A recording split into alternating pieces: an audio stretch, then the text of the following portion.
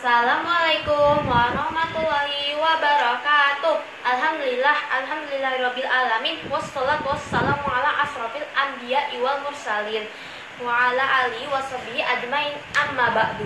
Pertama-tama marilah kita panjatkan puja dan puji syukur kepada kehadirat Allah Subhanahu wa taala yang telah melimpahkan nikmat kepada kita. Yang kedua, salawat serta salam yang kita haturkan kepada junjungan kita Nabi Muhammad SAW yang kita tunggu-tunggu syafaatnya di yaumul akhir nanti. Amin.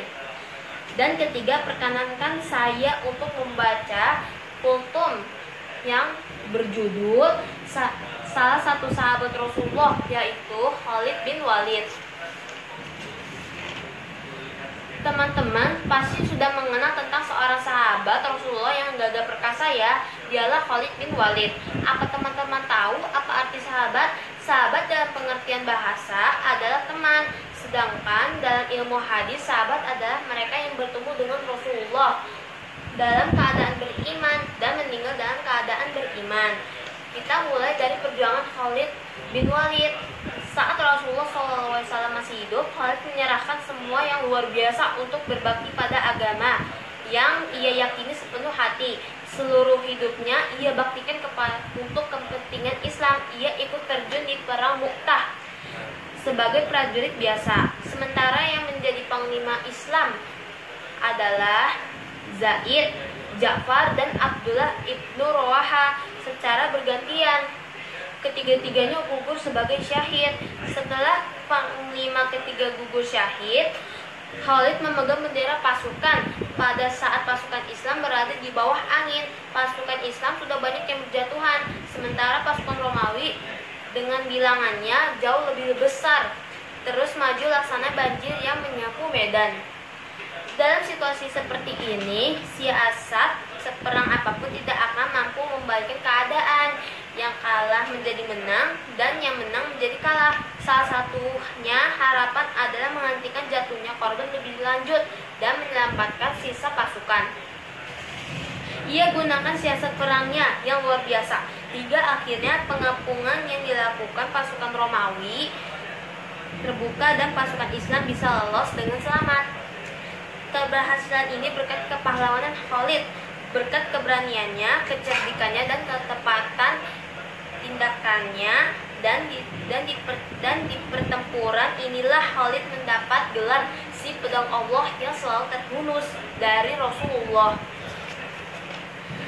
Tugas dari Khalifah Abu Bakar. Sesudah Rasulullah SAW wafat, Abu Bakar memikul tanggung jawab Khalifah. Saat itu gerakan kemurtadan bertiup angin kencang dengan tipu dayanya, hendak menghancurkan Islam. Khalifah Abu Bakar tidak mau ini terus terjadi. Maka orang yang pertama kali dilihatnya untuk mengemban tugas ini adalah pahlawan yang sedang kita bicarakan ini, adalah Abu Sulaiman, Khalid bin Walid. Khalid segera menjalankan tugasnya dengan pasukannya, berpindah dari satu pertempuran ke pertempuran lain. Kemenangan demi kemenangan diraih pasukan Islam. Saat menjelang ajal, ia menyampaikan wasiatnya. Tahukah kalian kepada siapa ia berwasiat? Ternyata kepada Umar bin Khattab. Dan tahukah kalian kekayaan apa yang ditinggalkannya? Ternyata hanya kuda perang dan pedang. Ada satu lagi barang yang ia rawat dengan baik, yaitu sebuah kopiah. Dan pernah suatu ketika perang Yarmuk, kopiah itu terjatuh. Ia mencari kemana-mana, bahkan menggerahkan pasukannya, dan ketika ada yang menegurnya, ia menjawab. Di dalamnya ada beberapa helai rambut Rasulullah yang menjadikanku selalu optimis mendapatkan kemenangan.